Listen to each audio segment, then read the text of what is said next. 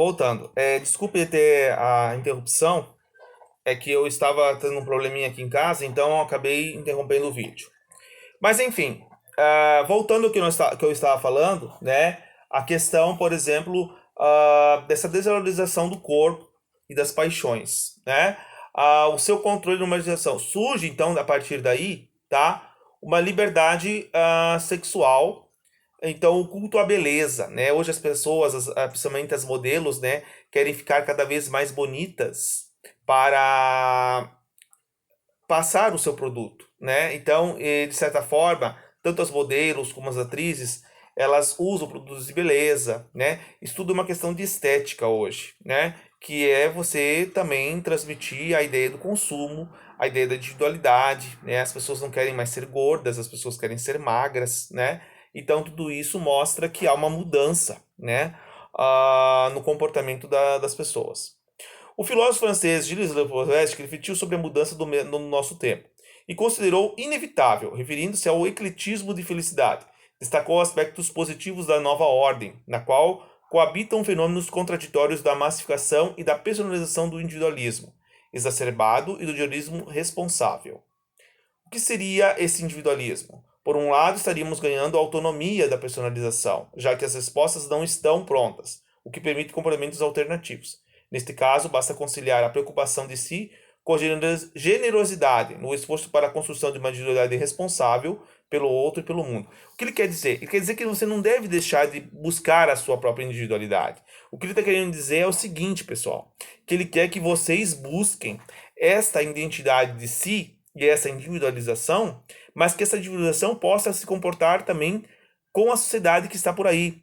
Criar uma sociedade que basicamente se torne autossustentável, que você valorize o meio ambiente, que você valorize o próximo, que você valorize a pessoa que está ao seu lado, né? Valorize as questões, consuma aquilo que é necessário para você, né? Faça e viva aquilo que é necessário para a sua vida e não em excesso. Você não precisa ficar rico, né? Basta que você tenha dinheiro para você manter as suas necessidades básicas, primeiramente, né? Quais são as necessidades básicas que uma população deveria ter, né? Água, comida, um lugar para morar, né? Saneamento básico, principalmente, um emprego, né? Para poder se sustentar e basicamente uma situação, uma saúde, né, para que ela possa viver, né? Então tudo isso são coisas que os governos até hoje realmente não fazem, né? O que deveriam fazer, né? Mas é o principal propósito de um governo investir em saúde, educação, transporte, moradia, mas de certa forma não, nada é feito, né? Porque não aparece isso aí, né? Por exemplo, saneamento básico. Acho que o governo que realmente investir em saneamento básico em todo o Brasil, basicamente vai ser o melhor governo que nós vamos ter, tá? Eu acho que todo o presidente, o governador, o prefeito deveriam investir primeiramente em saneamento básico. Isso acabaria com 50% ou mais com os problemas de saúde que nós temos em nossa sociedade, tá? Até esse negócio do coronavírus não ia atingir tanto. Com relação a selfie, né? Selfie, o que que é selfie? Quando vocês ficam tirando fotos de si mesmo, né? Ficam tirando foto, eu tô vestindo tal vestido, eu tô estudando. Vocês são jovens, fazem muito isso, né? Mas isso é uma forma também de narcisismo, né? A ideia de se produzir sua própria autoimagem, né? Lembra que eu tinha pedido para vocês fazer um trabalho agora, que eu lembrei, do projeto fotografia, de fazer uso indevido das imagens. Ou seja, vocês têm que fazer aquela atividade também, tá? Mas aí vocês vão me entregar essa atividade quando nós voltarmos aí ah, dessa, dessa pandemia aí. Sempre houve interesse de perpetuação da própria imagem. No contratamos na história humana como as máscaras mortuárias, além de pinturas e esculturas voltadas para perenizar a figura da personalidade. Por exemplo, no Antigo Egito, né? Os faraós faziam sepulturas com a sua autoimagem, né?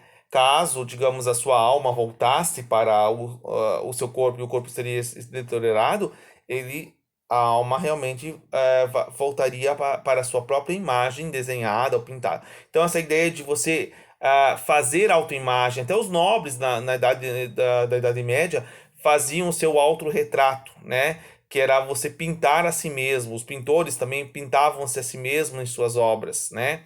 É o caso do Da Vinci, por exemplo, que fazia seu autorretrato, muito nas figuras, por exemplo, no da Santa Ceia, ele está realmente pintado na Santa Ceia como um dos apóstolos de Cristo, né? Isso vocês sabiam, né? Bom, os próprios artistas sempre fizeram autorretratos. Com o advento de fotografias e, sobretudo, agora na era do celular, ampliou-se a possibilidade de autorreprodução da própria imagem. Então, você hoje, com a fotografia, acabou-se você fazer pinturas de autoimagem, porque a fotografia acabou com a arte, né? Isso vão ver, digamos que o professor de arte vai realmente falar para vocês, né? E no terceiro ano, eu irei explicar no conceito de estética, tá? De que a fotografia foi uma coisa que destruiu a arte, porque o artista não precisou mais pintar. A própria fotografia é a representação real da imagem de uma paisagem, de uma casa, de uma pessoa, né? É a própria reprodução em si, né? O termo Narciso deriva do mito de grego, como eu falei de Narciso, que encantado pela própria imagem refletida na água de uma fonte, apaixona-se por si mesmo e afoga-se. Freud retorna a esse mito reconhecendo o amor de si é importante para o desenvolvimento da criança, tá?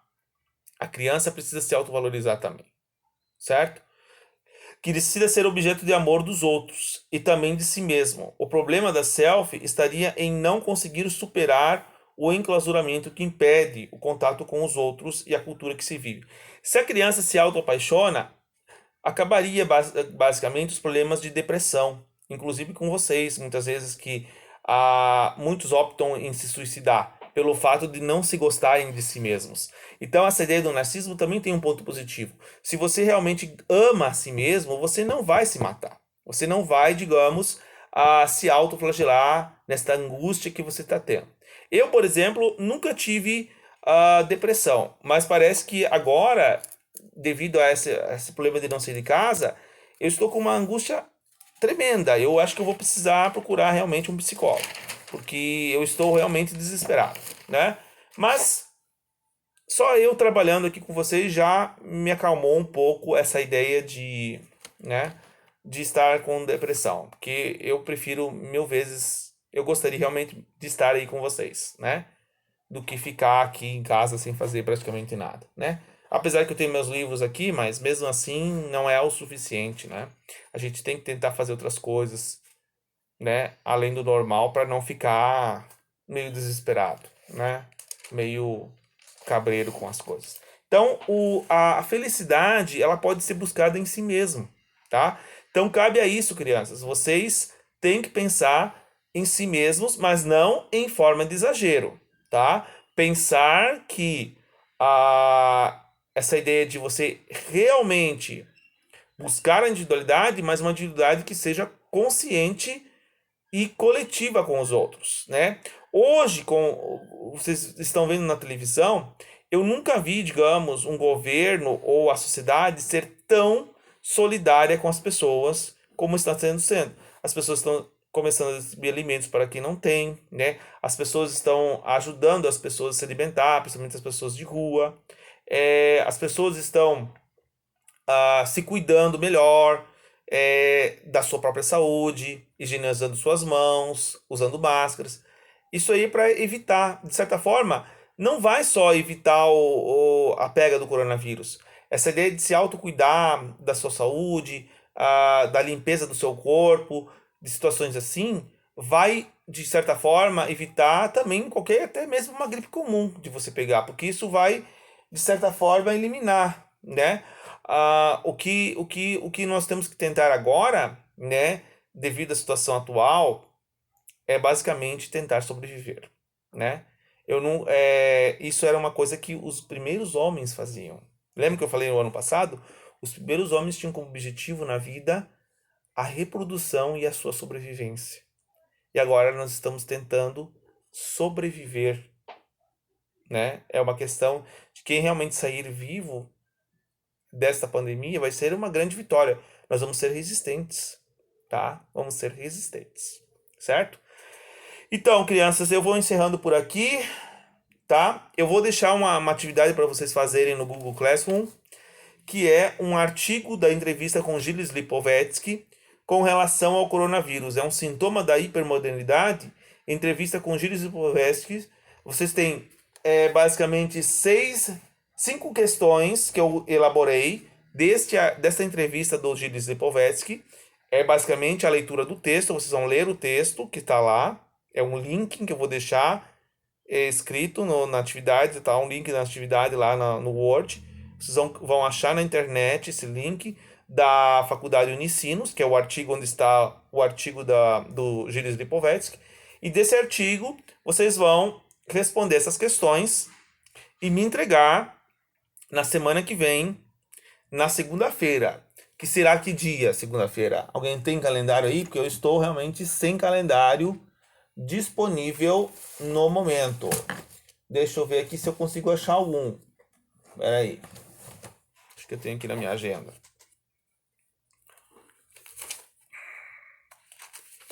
Nem sei se existe 2020 ainda, mas tudo bem, vamos lá. Então nós estamos em maio, então hoje é dia 4 de maio. Eu quero que vocês me entreguem essa atividade online pelo Google Classroom a partir do dia 11, tá? De maio. Me entreguem ela feita, que eu vou corrigir e retomar com vocês, tá? Onlinemente a correção dessa atividade, que eu vou fazer no valor de 1 ponto, tá bom?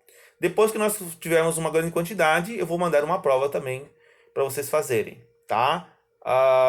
Que daí eu vou conseguir, de certa forma, avaliar vocês ao longo desse trimestre que foi, de certa forma, cortado, né? Nem o trimestre conseguimos terminar devido a essa doença, tá bom? Agradeço a todos que assistiram esse vídeo que eu acabei de fazer, esse vídeo em 2 aqui, tá? Muito obrigado e desejo a todos uma ótima quarentena. Até breve.